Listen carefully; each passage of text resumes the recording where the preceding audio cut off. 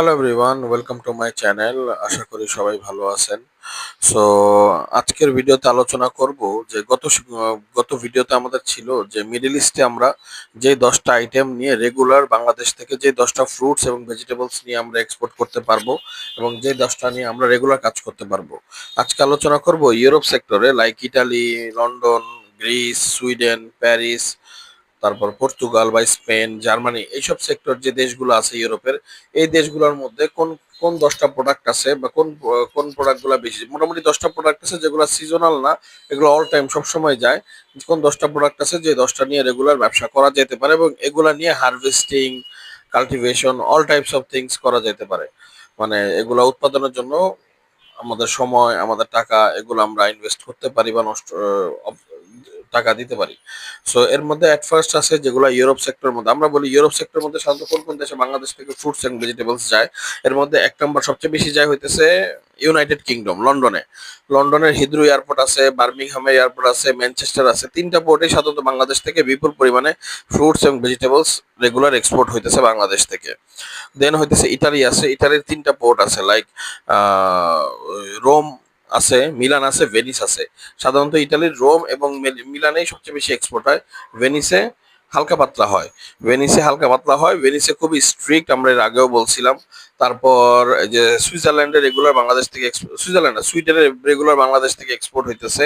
তারপর স্পেনে বাংলাদেশ থেকে এক্সপোর্ট কার্গো ফ্লাইট চালু হয়েছে। জার্মানিতে ফ্র্যাঙ্কফুর্টে রেগুলার এক্সপোর্ট হইতেছে। তারপর কানাডা হইতেছে, ভেনিস হইতেছে। তো মোটামুটি এই সমস্ত দেশ, ইউরোপের যে দেশগুলো আছে, এই দেশগুলোতে বাংলাদেশ থেকে রেগুলার এক্সপোর্ট হইতেছে, ফুডস এন্ড ভেজিটেবল এক্সপোর্ট হইতেছে। এর মধ্যে আইটেম আছে যেগুলা, অনেক আইটেম আছে, সিজনাল আছে, আনসিজনাল আছে, বাট কয়েকটা আইটেম আছে যেগুলা কিনা আপনি রেগুলার নিয়ে কাজ করতে পারেন। এর মধ্যে এক নম্বর হইতেছে যেটা সবচেয়ে লাউ। লাউ হইতেছে ইউরোপের যখন সিজন হয় সবচেয়ে বেশি চলে। আপনার লাউ লম্বা, মানে ভালো একটা সময় লাউ চলে, প্রায় অলমোস্ট ডিসেম্বর থেকে নিয়ে শুরু করে আপনার প্লাস ফেব্রুয়ারি মার্চ পর্যন্ত, আপনি মার্চ পর্যন্ত হলো মিনিমাম, বা এপ্রিল পর্যন্ত লাউ পাবেন না, এখনো লাউ চলতেছে। এপ্রিল পর্যন্ত লাউ পাবেন, মে মাস থেকে তো ফ্রুটসের সিজন শুরু হয়ে যায়। এপ্রিল পর্যন্ত মোটামুটি লাউ বাংলাদেশ থেকে এক্সপোর্ট হয় বিপুল পরিমাণে। সো আপনি যদি লাউ নিয়ে যদি ক্ষেত খামারও করতে পারেন, করতে পারেন, এটা আপনার ভালো ফায়দা দিবে। দুই নম্বরে হইতেছে জালি। জালি অলমোস্ট পুরোটা সময় ইউরোপের সিজনের মধ্যে পুরোটা সময় জালি কাজ করে। তো জালি নিয়ে কাজ করতে পারেন। জালি রেগুলার এক্সপোর্ট হয় বাংলাদেশ থেকে ইউরোপে, বিপুল পরিমাণে জালি এক্সপোর্ট হয়। লাউয়ের সাথে সাথে জালিও এক্সপোর্ট হয়। লাউ যদি 1000 কেজি অর্ডার থাকে, জালিও প্রায় 300-400 কেজি বা 300 কেজি অর্ডার থাকে। তিন নাম্বার হইতেছে লতি। লতি is one of the most under rated vegetables in Bangladesh. বাংলাদেশের লতি সাধারণত আমরা চিংড়ি মাছ বা মাছ টাছ দিয়ে খাই। বিদেশে এই লতির চাহিদা বিপুল পরিমাণে আছে, বিপুল পরিমাণে, আপনি কল্পনা করতে পারবেন না। বিপুল পরিমাণে এই লতির চাহিদা বিদেশে, যে বাংলাদেশ থেকে রেগুলার ইউরোপ সেক্টরে সাধারণত বিপুল পরিমাণে লতি এক্সপোর্ট হয়। 300-400 কেজি করে এমনি অর্ডার থাকে লতির। তিন চার নম্বর হচ্ছে পটল। বাংলাদেশ থেকে যে পুরো ফুল সিজনটা পটলের ওয়েট করে ইউরোপের, ফুল সিজনটা আমরা পটলের জন্য ওয়েট করি। কারণ দেখা যায় লাউ যখন শেষের পর্যায়ে থাকে তখন পটল আবার শুরু হয়ে যায়। তো তখন যখন পটল শুরু হয়ে যায়, তো এক এক শিপমেন্টে 1000 কেজি, 800 কেজি, 1200 কেজি, 700 কেজি পরিমাণ পটল বাংলাদেশ থেকে রেগুলার বিদেশে এক্সপোর্ট হইতেছে বা হয়। তারপর 4 নম্বরে পটল যদি আসে, 5 নম্বরে আসে কলার থোর। খুবই কম দামি একটা সবজি, রেগুলার এটার দাম 30 থেকে 40 টাকার মধ্যেই থাকে, কখনো এটার দাম এর থেকে বাড়ে না। এবং কলার থোর বাংলাদেশ থেকে রেগুলার এক্সপোর্ট হইতেছে এবং কলার থোরের সাধারণত বিপুল চাহিদা বিদেশে। রেগুলার 200 কেজি মিনিমাম বা 100 কেজি অর্ডার করে থাকে কলার থোর। তারপর 5 নম্বরে আছে হলো কচু। কচু হইতেছে আরেকটা বললাম যে কচু মোস্ট আন্ডার রেটেড সবজি ইন বাংলাদেশ। কচু সাধারণত সৌদি বিদেশে পাঠাই, যে আমরা বাংলাদেশ থেকে আমরা মাত্র 30 থেকে 40 টাকা রেটে কিনতে পারি। এবং কচুরও ব্যাপারী আছে, যেমন আমাদের অনেক কচু বাক্কার কাকা আছে। তো কচু একটা ভেজিটেবল যেটা ইটালিতে বা ইউরোপ সেক্টরে আপনি পুরা 9 মাসে 10 মাসই রেগুলার এক্সপোর্ট করতে পারবেন এবং এই এক্সপোর্টের মধ্যে কোনো রকম কমই হবে না। কচু, তারপর যেটা বললাম যে এই যে কি বলে কলার থোর, এগুলো একেবারে মানে মাস্ট আইটেম। তারপর কাঁচা কলা, যেটা আমি আগের ভিডিওতে বলছিলাম, মিডল ইস্টে কাঁচা কলা ইউরোপে বিপুল পরিমাণে এক্সপোর্ট হয়। এবং কাঁচা কলা একটা এভারগ্রিন ভেজিটেবলস ইউরোপের জন্য।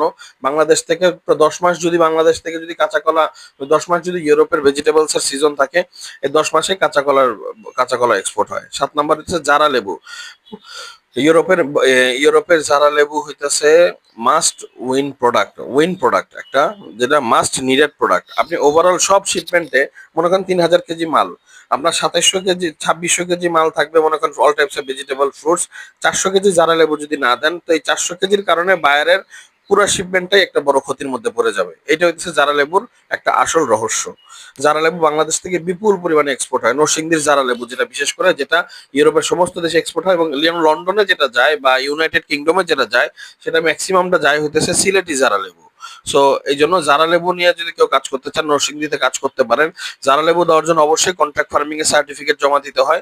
কন্ট্রাক্ট ফার্মিং এর সার্টিফিকেট ছাড়া আপনি জারা লেবু এক্সপোর্ট করতে পারবেন না। এছাড়াও জারা লেবুর মধ্যে দেওয়ার জন্য যে একটা মেডিসিন লাগে সরকারি গবেষণায় থেকে প্রাপ্ত, সেই মেডিসিন আপনার রেগুলার জারা লেবুতে দিতে হবে, যাতে পেস্টিসাইড না থাকে, তো বা পেস্টিসাইড কম থাকে। এই জন্য জারা লেবুটা মাস্ট উইন একটা প্রোডাক্ট, মাস্ট নিডেড একটা প্রোডাক্ট। দেন হইতেছে পাকা তেঁতুল ইউরোপে 7 নম্বর। পাকা তেঁতুল ইউরোপে বিপুল পরিমাণে এক্সপোর্ট হয়। এটা একেবারে আপনার প্রায় 10 মাস যদি এক্সপোর্ট হয়, 10 মাসই আপনি পাকা তেঁতুল বাংলাদেশ থেকে এক্সপোর্ট করতে পারবেন, বিপুল পরিমাণে করতে পারবেন। 9 নম্বর হইতেছে সিম ইউরোপের জন্য।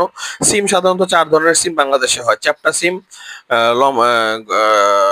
সিম, তারপর রূপবান সিম, গোয়ালঘাটা সিম, আরেকটা হইতেছে আরেকটা কি যেন একটা সিম আছে লম্বা করে, মনে নাই।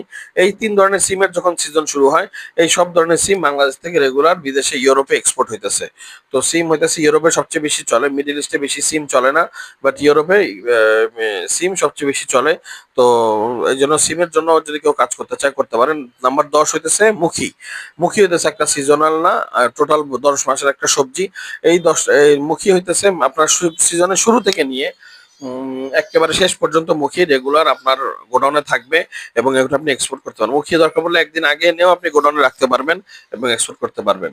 সো এই 10টা যে আইটেম, এই 10টা নিয়ে কেউ যদি খামারও করতে চায়, কৃষি ক্ষেত করতে চায়, আমি ব্যক্তিগত মতামত নিয়ে খাত খামার করতে পারে, কারণ ইউরোপে যারা এক্সপোর্ট করে এই আইটেমগুলো ইউরোপে রেগুলার যাচ্ছে এবং রেগুলার এই আইটেম এক্সপোর্ট হচ্ছে। So thank you for watching my video.